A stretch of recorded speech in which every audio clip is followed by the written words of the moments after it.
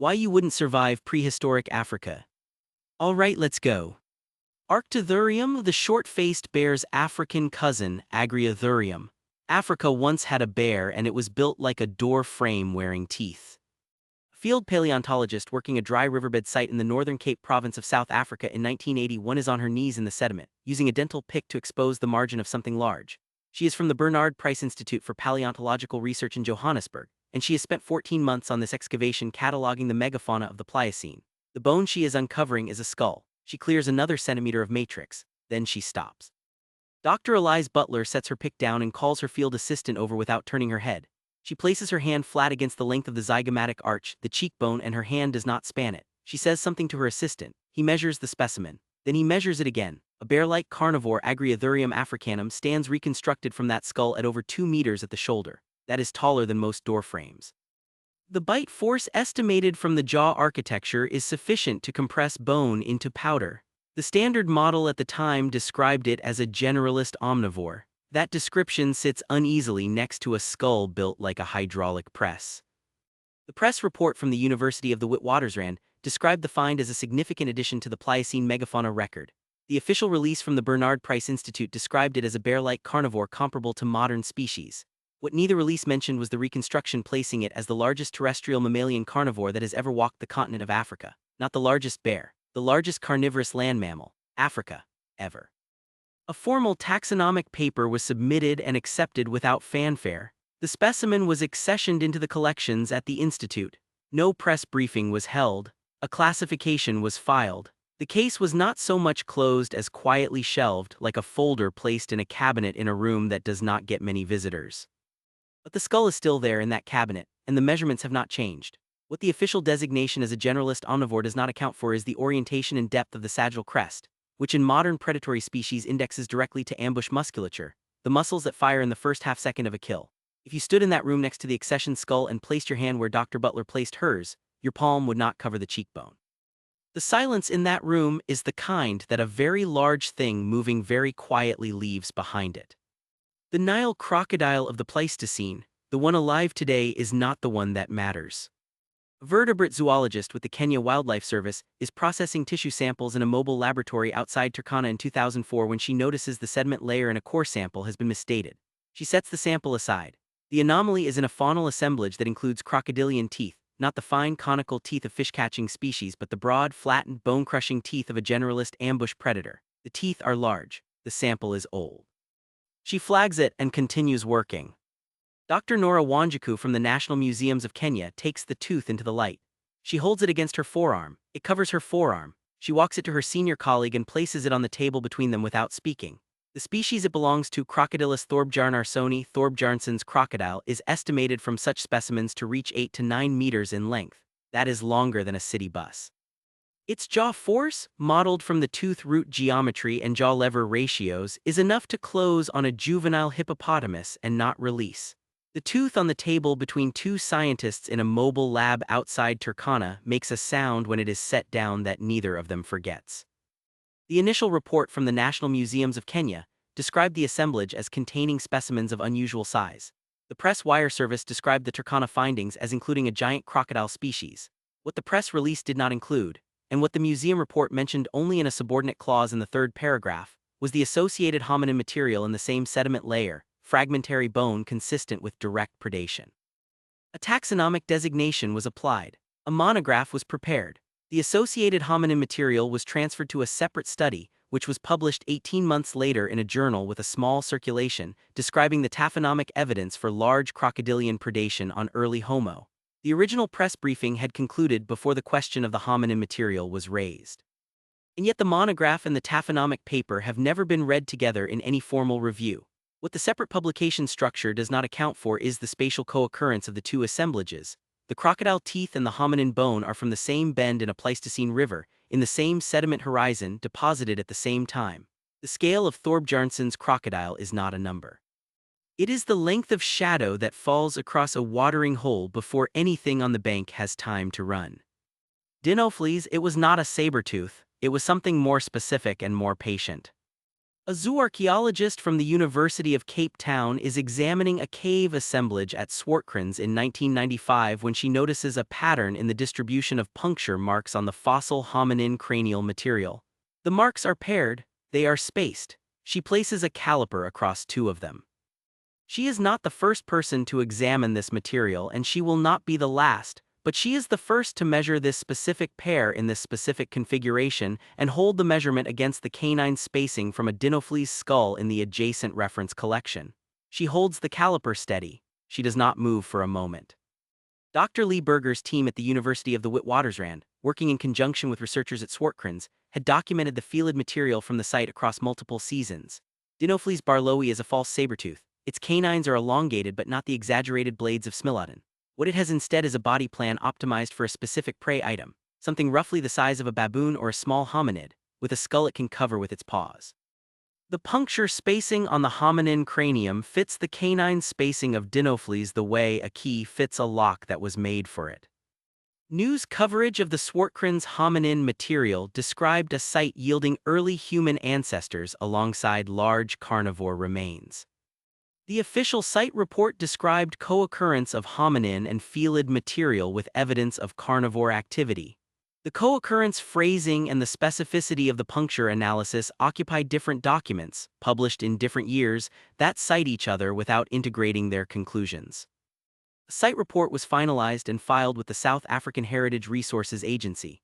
The hominin material was accessioned. The INTERPRETIVE panel at the site visible to tourists describes the cave as a place where early humans sheltered. A researcher who signed the final report was asked at a conference whether Dinofelis had specifically targeted hominins. He answered carefully, the panel remains unchanged.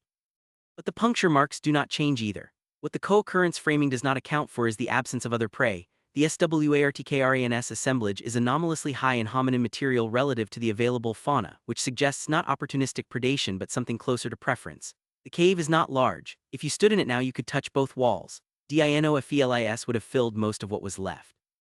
Gigantopithecus and the question of what came before. It is not the biggest primate, it is the biggest anything with hands.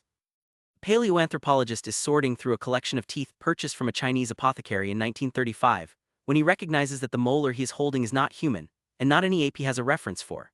He is Ralph Vonkoenigiswald, at the time working in the Dutch East Indies under a contract with the Geological Survey, and he has spent years moving between collections and markets looking for hominin material.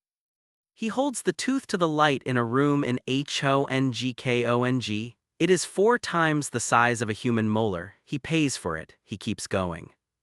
Vonkoenigiswald quotes subsequent analysis, submitted to the Dutch Academy of Sciences, proposed a primate of exceptional size, Gigantopithecus blacki, based on dental morphology.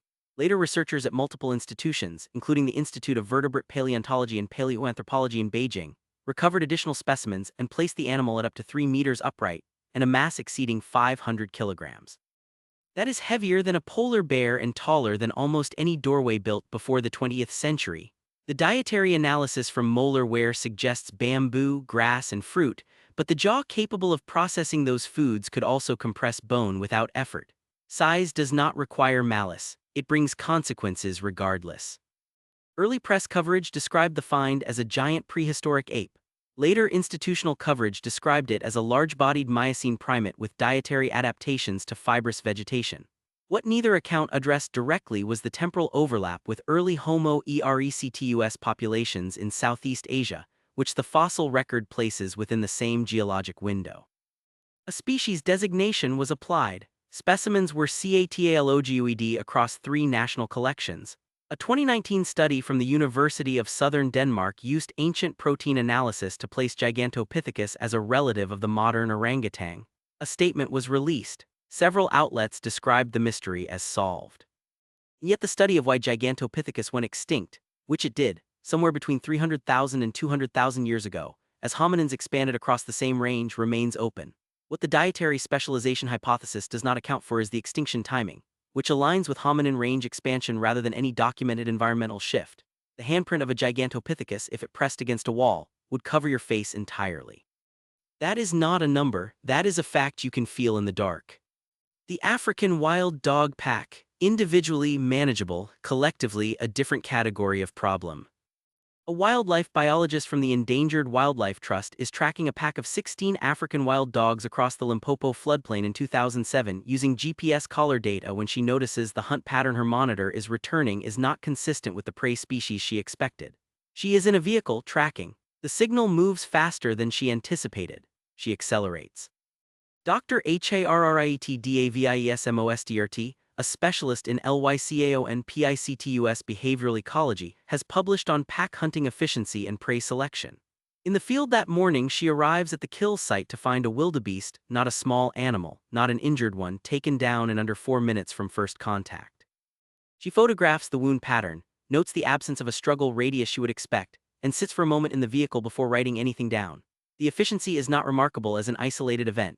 It is the consistency of it across 43 hunts over 3 seasons that she cannot fit neatly into existing models.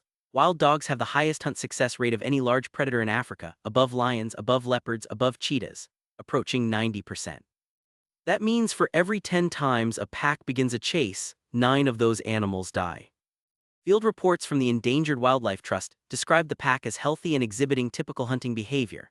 A paper submitted to the African Journal of Ecology described the success rate anomaly as within the range of high-performing pack behavior. What neither document mentioned in its abstract was that the pack had learned to use the GPS collar transmission schedule, a signal pattern emitted by a collared individual, to coordinate approach angles on prey. An internal review was conducted, the collar schedule was adjusted, a note was appended to the tracking protocol, no public statement was issued, the review was marked internal.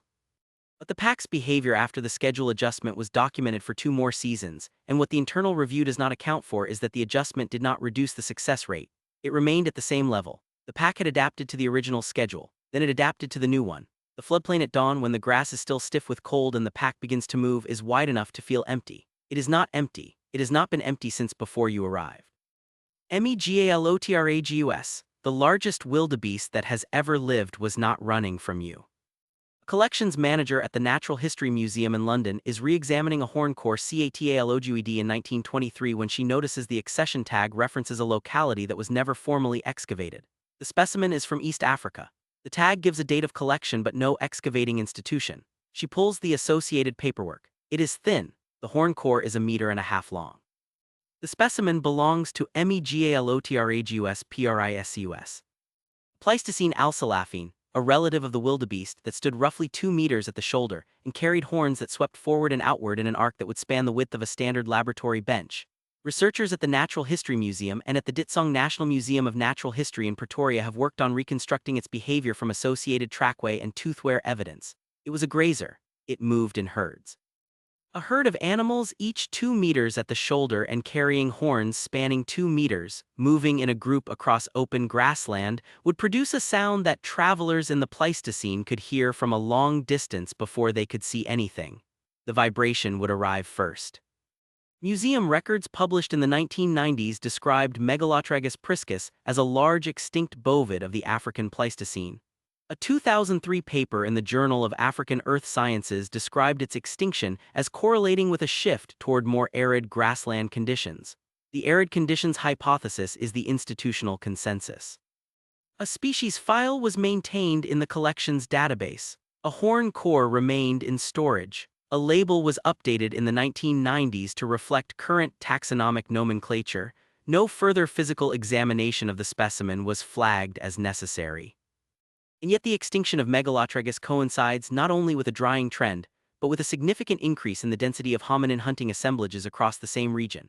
What the arid conditions model does not account for is the presence of Megalotragus remains in several of those assemblages, not the scattered material of opportunistic scavenging, but the targeted skeletal element removal consistent with organized butchery. A herd of Megalotragus in motion covered ground the way a weather system does. You would feel it before you saw it, and then it was not there anymore. The Cape hunting lion. What Africa had before the modern lion was structurally distinct, larger, and present for longer. A limestone quarry worker in Langebonweg on South Africa's west coast in 1958 notices that the block he is about to cut contains something that is not rock. He stops the equipment. He calls his foreman. By the end of the day, there are researchers on site from the South African Museum in Cape Town. And by the end of the week, the excavation at Langebonweg has become one of the most significant Pliocene fossil sites in the southern hemisphere. Among the specimens recovered over subsequent seasons is a felid cranium that does not match any living species. Dr. Stephanus Leroux Malin and his colleagues at the South African Museum worked the site across multiple seasons, recovering material from a fauna that lived 5 to 3 million years ago. The felid material recovered from Langebonweg is eventually attributed to a large pantherine, larger than any living lion, with a skull architecture suggesting a wider bite and a heavier body plan suited to bringing down prey the size of juvenile rhinos or large bovids. The modern African lion weighs up to 250 kilograms. The Langebonweg pantherine is estimated from the available material to have been substantially heavier. The word substantially in a technical monograph is doing a great deal of work. Initial museum bulletins described the Langebonweg fauna as representing an exceptional early Pliocene assemblage. A South African Journal of Science paper in the 1970s described the large felid material as possibly representing a new taxon or a regional variant. The distinction between new taxon and regional variant is not trivial. It determines whether the animal is understood as an isolated case or as evidence that Africa's apex predator slot was occupied by something larger than what replaced it. A formal taxonomic review was proposed. The material remained in collections. Additional Langebonweg specimens were studied across the 1980s and 1990s. A synthesis paper noted the ongoing uncertainty in classification. The quarry that produced the specimens was eventually expanded for commercial operations. But the uncertainty in the record does not reduce the size of the skull. What the regional variant hypothesis does not account for is the consistent presentation of that skull, the orbital geometry, the sagittal crest, the canine root depth, across multiple specimens from the same site, which is the anatomical signature of a population, not a variation. If you placed your hand around the canine root socket of the Langebonweg pantherine, your hand would close around it the way it closes around a door handle. What walked through that door has no name that has fully settled. If you want to see more videos like this, click the video on screen now and make sure to subscribe. The Black Mamba in the fossil record, Dendrospes polylepis, did not require the Pleistocene to become what it is. It arrived that way. A herpetologist working for a research station affiliated with the University of Pretoria is conducting a bite force and venom yield study on captive specimens in 2001 when one of the animals strikes the acrylic barrier of its enclosure with enough force to leave a visible stress fracture. The animal is 180 centimeters long. It has not been handled. It has not been disturbed. It struck the barrier because it perceived a change in airflow from the ventilation system as a threat. The researcher does not approach the enclosure. She records the behavior in her log and steps back. Dr. Christiana Broekhoven, whose later work focuses on reptile defensive morphology, was not present at that moment, but the station's records from that period document similar behavior across multiple specimens. The Black Mamba is not the largest venomous snake in Africa, but it is the fastest reaching speeds across open ground that a walking human cannot outpace. Its venom is a combination of neurotoxins and cardiotoxins. Without antivenom, the time from envenomation to respiratory failure is less than 20 minutes. That is shorter than the time it takes to drive from most field campsites to the nearest antivenom-stocked facility. Many Pleistocene hominins did not have the concept of a facility. The research station's published output from that period described the specimens as exhibiting typical defensive behavior under suboptimal husbandry conditions. A species monograph published by the Herpetological Association of Africa in the same decade described the Black Mamba's venom system as highly derived and evolutionarily stable. Highly derived and evolutionarily stable means it has not needed to change. It arrived at its current configuration and stopped. A husbandry protocol was updated following the enclosure incident. The fractured barrier was replaced. The specimen was reclassified to a higher security enclosure tier. No published account of the incident exists outside the station's internal log. And yet the animal in that enclosure was not exceptional. It was typical. What the species monograph does not account for is the speed at which a typical Black Mamba can cross the distance between where it is resting and where you are standing, a distance that in open savanna is much less than it appears. The fracture in the acrylic had the shape of a decision made faster than thought. That shape does not go away when you replace the barrier. Australopithecus sediba and what ate it. The question is not what early hominins were, the question is what was eating them. A 9-year-old boy named Matthew Berger is running after his dog through a field at the Malapa Nature Reserve in South Africa in 2008 when he trips over a rock that is not a rock. He calls his father, who is the paleoanthropologist Lee Berger of the University of the Witwatersrand. His father comes, he looks at the rock his son has tripped over. It is a clavicle. What follows is one of the most complete early hominin discoveries of the 21st century, and it begins with a child running and a dog and a rock that turns out to be a person. Dr. Lee Berger and his team excavate the Malapa site across subsequent seasons, recovering 2 partial skeletons of Australopithecus sediba dated to approximately 2 million years ago, a juvenile male and an adult female. The preservation is exceptional. The context is a vertical shaft in a cave system, a death trap, in the technical paleoanthropological sense, which means the animals fell in and could not get out. What fell in with them over time is a representative sample of what was moving through that landscape. The assemblage includes saber-toothed felid material. The 2 hominins did not fall in together on purpose. Something may have been behind them. News coverage of the Malapa discovery described it as a new species of early human ancestor, a significant find, a potential key to understanding the transition toward Homo.